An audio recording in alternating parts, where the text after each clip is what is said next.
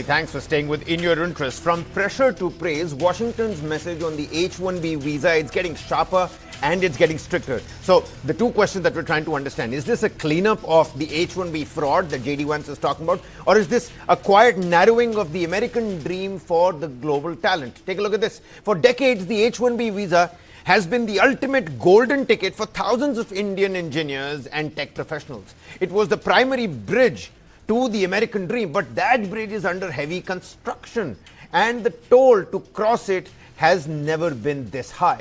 The landscape of American immigration is shifting. Vice President J.D. Vance has been vocal about his stance, calling the current H-1B system an unholy alliance between the government and the big corporations. And whilst he acknowledges that immigrants, including his own in-laws, have enriched the country, his message to the world is clear. The system must put America first. He argues that the visa program is rife with fraud and that the only way the system truly works is when everyone identified as American first, rather than prioritizing their own country of origin. Listen in.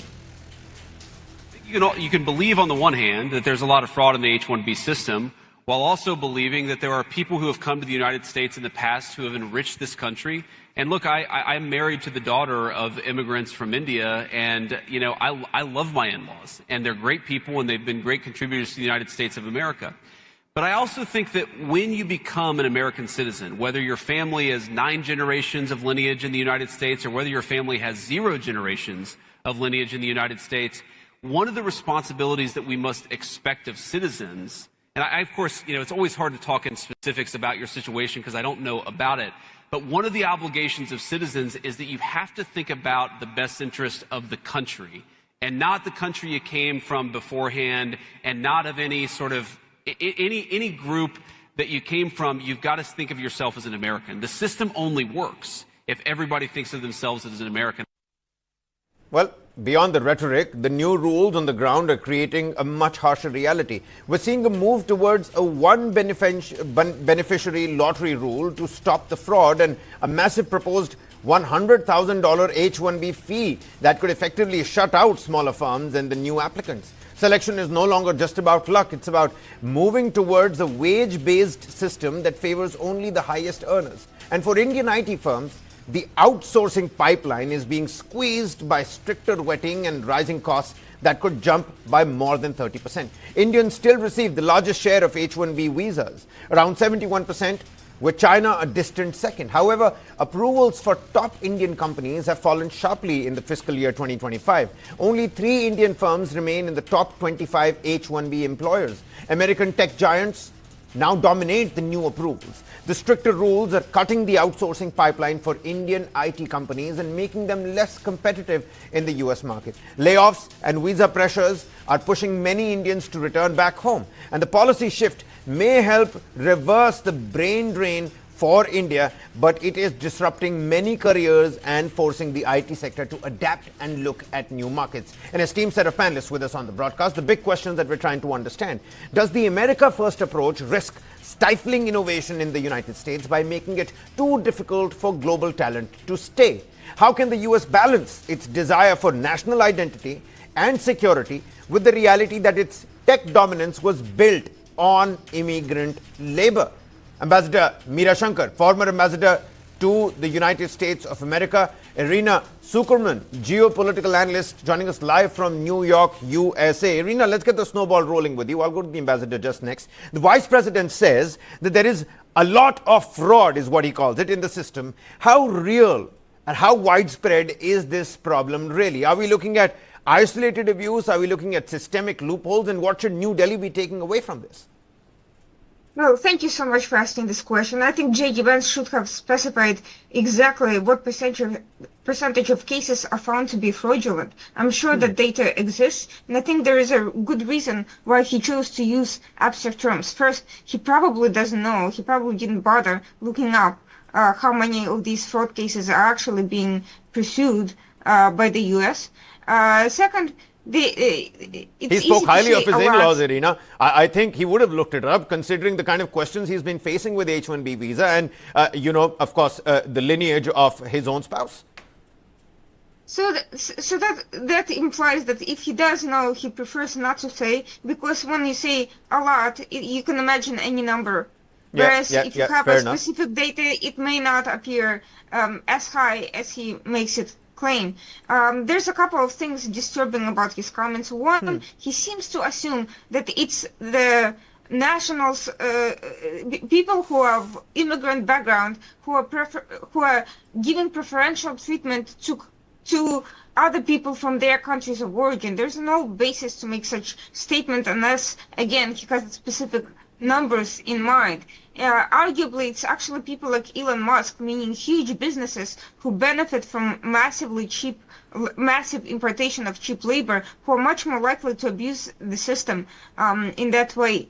Another issue that's really concerning is that he makes it sound like the fraud is uniform across all industries, and H-1B visa is equally used across all industries. It is not the case. There are some industries where there is a lack of American talent. There are not enough qualified American workers, period. With or without fraud, there are just not enough people who are qualifying for specific types of industries, and he doesn't mention the fact that that's a very real disparity in skills that we're facing, and it's a growing problem. And in some industries, yes, it may be more competitive, and it may be that some employers are looking for cheaper, lower cost labor, but we also have a growing problem. That's a great point. That's a great point, Irina, because this shift towards higher wages, this shift towards a stricter vetting process, does this genuinely protect American workers? I mean, we've been talking about how the entire setup and the entire tech dominance, it's been built on immigrant labor. But does this genuinely protect American workers, or does it risk hurting innovation by shrinking that talent pool? Quite frankly, I think if J.D. Vance were concerned about protecting American workers, he'd be pushing for better American training, better skills-based education, and better training for early positions, which tend to have lower salaries. Unfortunately, we are seeing a pool of candidates that are simply unqualified for their jobs and expect very high starting salaries in exchange for very relatively low skill set. And I think that kind of demand disparity is what's driving many companies to try to save and import foreign workers. What's the sentiment on the ground, Irina? What's the sentiment on the ground? You're joining us from New York. What's the understanding over there? Critics argue that H-1B visa has been used to replace American workers, but what's the ground sentiment there? I know that New York is a melting pot of people from all walks of life. I think there are very few companies that are going to risk immigration enforcement or some sort of a issue with the government just to discriminate against American workers. I think at the end of the day, most companies, even in competitive industries such as IT, are simply looking out to save money, to grow their businesses, and to give opportunities to everyone who's qualified without having to overpay, and it's always a balance of financial interest, and I think most people understand that. Of course, there are cases where some people will deliberately ignore American applicants, but those cases can be easily tracked. And I think if they're importing underqualified workers, or abusing the system to underpay people from India or from any other country, that's also a relatively I think there are always going to be people to who are going to be abusing the system. That's the same instance in pretty much everything that we do in life. Ambassador Meera Shankar, finally with us, a former ambassador to the United States of America. Many thanks for taking out the time, ma'am. Ma'am, what does New Delhi read? How does New Delhi read into what J.D. Vance actually had to say? And he's walked a tightrope. Look at how nicely he's balanced, praising immigrants whilst warning of fraud. And he's spoken about how his own in-laws have enriched the United States. Diplomatically, is this a signaling of a policy shift, or is this, simply a political message ahead of tighter controls? India is the largest beneficiary of the H-1B visa. So my question again, how should New Delhi be reading this? Look, I mean, this has been a part of the Trump administration's agenda right from the presidential campaign, because they have taken a very strong view on immigration and have, stepped up efforts, including forced deportations, to deal with illegal immigration. But they have also sought to curb legal immigration or legal movement of persons, believing that this actually deprives Americans of jobs that they could otherwise be doing. So this is a strongly held belief in the Trump administration. They have already increased the fee for an H-1B visa to $100,000. They have also changed the lottery system for selecting H-1B visa holders, for the persons to whom they will issue it, focusing more on talent and higher education and also higher wages. So they are looking at raising the wage limits by almost 20 to 30%. Scrutiny of H-1B visas has become much tougher.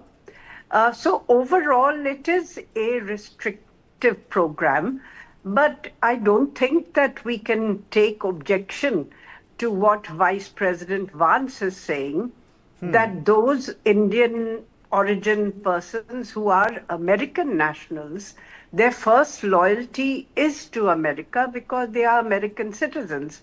But That's absolutely right, ma'am. I don't disagree with you at all. But I'm just trying to understand what's wrong with being favorable to your own roots whilst being, causing no harm to your American loyalties. Is that not possible? You've got to be favorable to your own roots.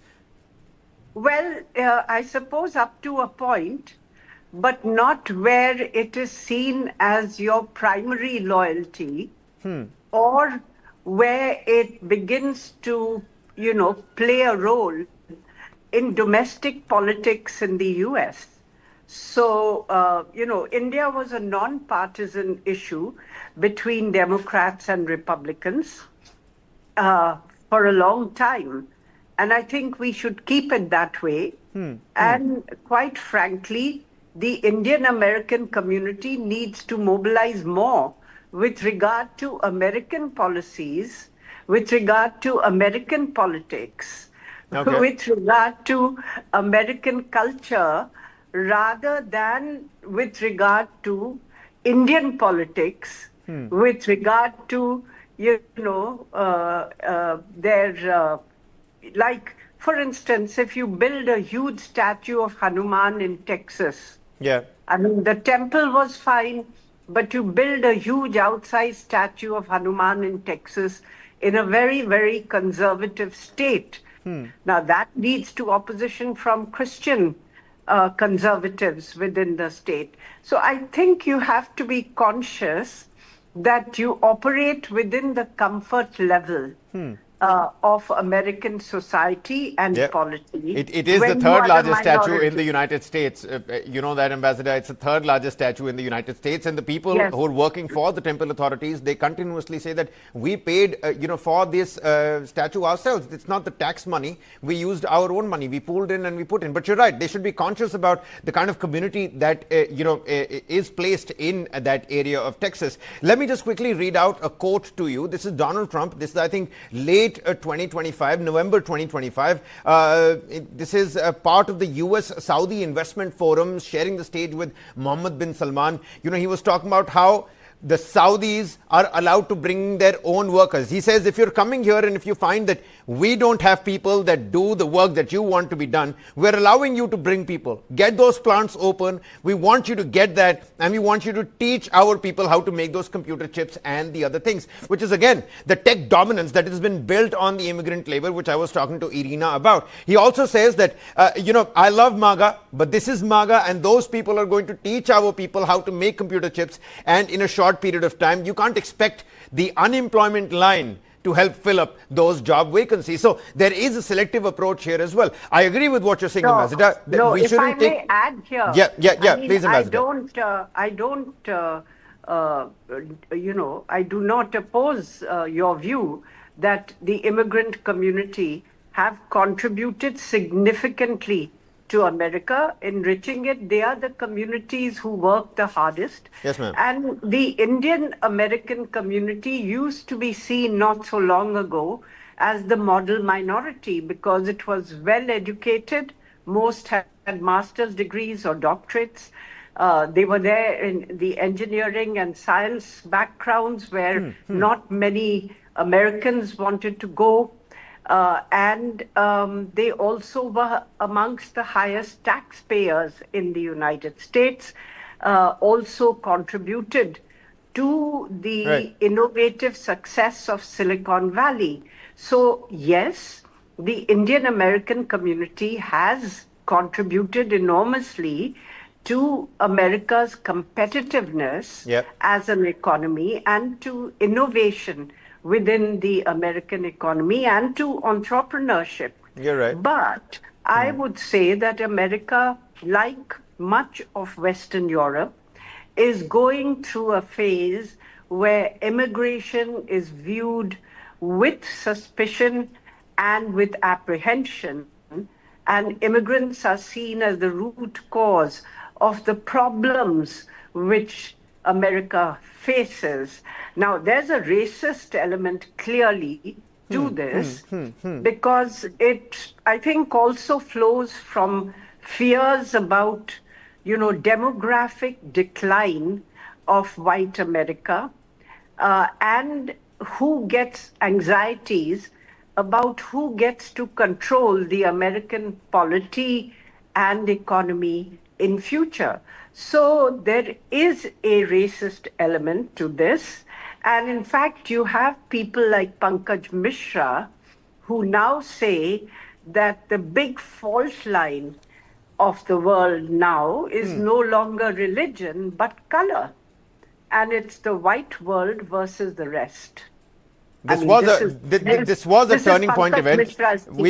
We hear you, Ambassador. I've completely run out of time here. I wish I could have spoken to you a little bit more on this. If you could take another 20 seconds to help us understand, could this accelerate the reversal of the brain drain or push Indian talent to other global hubs? Yes, it will. But it will also mean that more work is done in India. So many companies have opened global capability centers in India where more work is being done here rather than on site in the United States. So our companies will have to adapt, and maybe it will be in ways which actually benefit the Indian economy. All right. Many thanks, Ambassador. Many thanks, Serena, for taking time out and giving us a first-hand perspective of what it's like, the ground sentiment coming in from New York. Many thanks, Ambassador, for speaking to us here on News 9. As rules tighten and these costs rise, the vigilance gets stricter, the vetting gets sharper. The H-1B story is clearly changing shape, and the big question that we're going to leave all our viewers with is that will talent still find a way in, or are the doors slowly closing in? We'll leave you with that thought. That's all the time we have for you in this edition of In Your Interest. We're going to catch you again tomorrow. Thanks for watching.